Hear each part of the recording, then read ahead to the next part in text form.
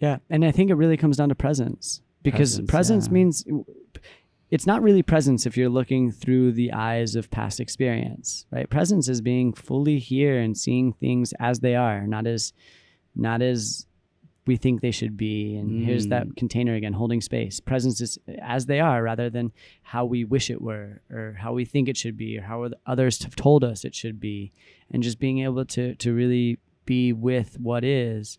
And is that also what karma is? Memory, right? Karma is, or what is karma to you? Because I was told that karma is basically you have all this karma with you, this memory of your past life or your past, and you're holding on to it. And the point of it is to like let go of the past and just live in the now, in the moment, because that's all there is, the now. Yeah. Well, I think karma, my understanding is that it's like cause and effect. Okay. So karma, it's kind of like planting a seed. So kind of the energy I talked about before, every word, every thought, every action you take, it's like planting a seed. And the seeds that you plant is what you're gonna get, right? So if you plant sweet seeds, you're gonna get sweet fruits. If you plant sour seeds, you're gonna get sour fruits. If you don't plant any seeds, you're not going to get any fruits. And that's a good way to understand karma. And it's not just this life, but you could be carrying karma from your past life too. So yeah, karma has to play out. Like eventually the seed has to grow. That's kind of how karma works. From my understanding, the way that you can get rid of karma, like kind of clear your karmic debt. If you have a karmic debt, if you've done something in the past that's been bad, you don't have to carry shame and guilt forever. And I think that this is something that probably resonates with a lot of people, because we've all done things that we're not proud of. I know I have. Of course, we're human beings. I know I have for sure.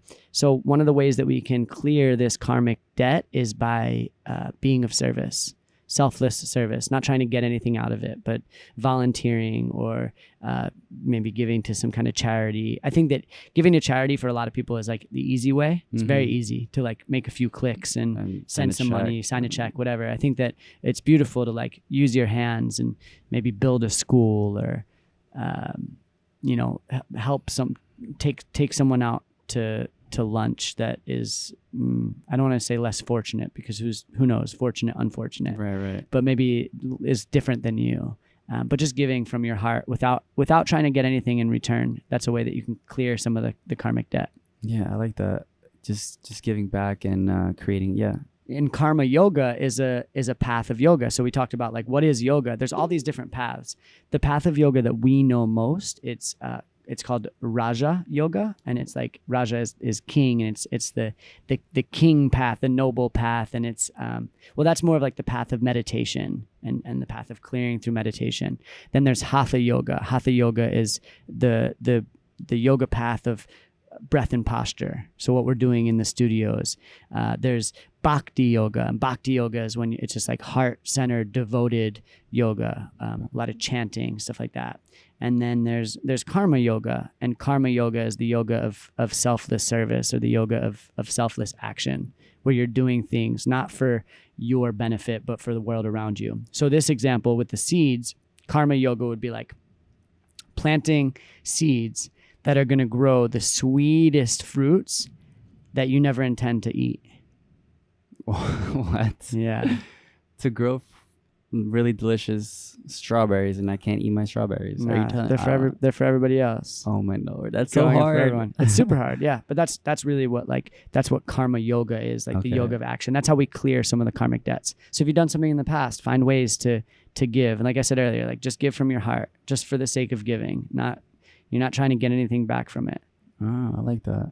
That's really tough for some people, because I mean, even would you say that even doing something that there is really no selfless act, because in a way you're also doing it, it's making you feel better or something like that? Or it's an interesting way to look at it, and that could be true. And I think that's where intention comes in. Yeah, because you can do something, you can give to charity, and then like, I'll give an example of this. I've seen it before. People on Instagram like posting a video of them giving something to like a homeless person. Right. That's like, why? It's not really. Are you doing if it? you're posting it, it's not really pure it's not really pure to me. Right. Maybe, and it could be. So this is a little bit of judgment. It could be pure because your intention could be, I'm going to do this to maybe inspire other people to do it. Right. But if your intention, that's why intention is so strong or so powerful. If your intention is like, I'm going to give to this homeless person so that everybody can see how good and righteous I am. Right.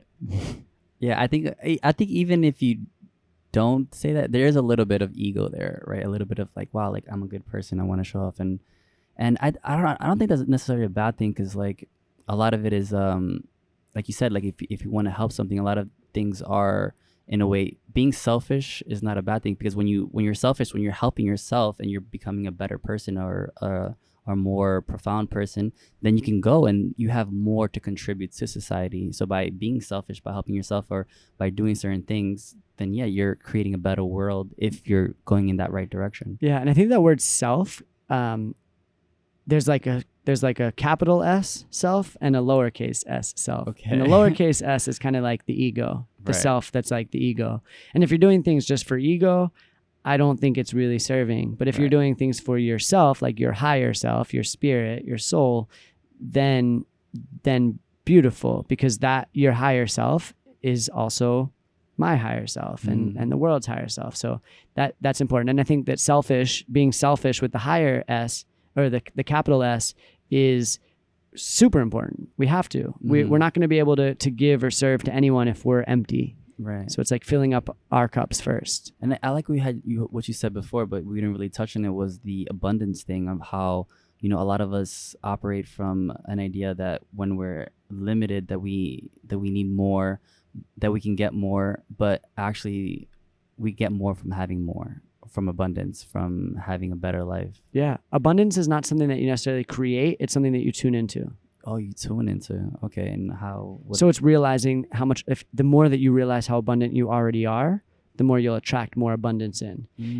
So it's like what we put our attention on, we give our energy to, that will expand in our life. That makes sense. So if we're putting a lot of our energy and attention into into scarcity, we're going to expand scarcity. We're going to feel more scarce. I'm going to push people away. If you're telling yourself all the time, like, oh, I'm poor, well, then you're going to keep attracting that into your life. Or it's like the more you can, if you're always putting your attention on things that you don't like, that you complain about, you're going to attract more things to complain about. But if you're focusing on the things that you're grateful for, you're going to attract more to be grateful for. Like our attention is like a miracle grow. It's fertilizer. Yeah, it's what you're like you said with the seeds, right? Like if you're planting a seed, you're giving that attention. And if you're giving certain flavorful fruits more attention, more soil, more fertilizer, then those are going to grow a lot bigger. And in essence, it's true when someone, for example, is insecure.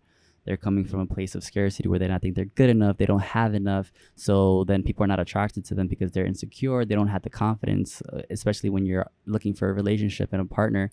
If someone is insecure, you're going to push them away. Yeah. And that's where we have to like shift that paradigm, and we have to do the work to be able to change our beliefs. That's once you change your beliefs, everything starts to change. Because if you believe that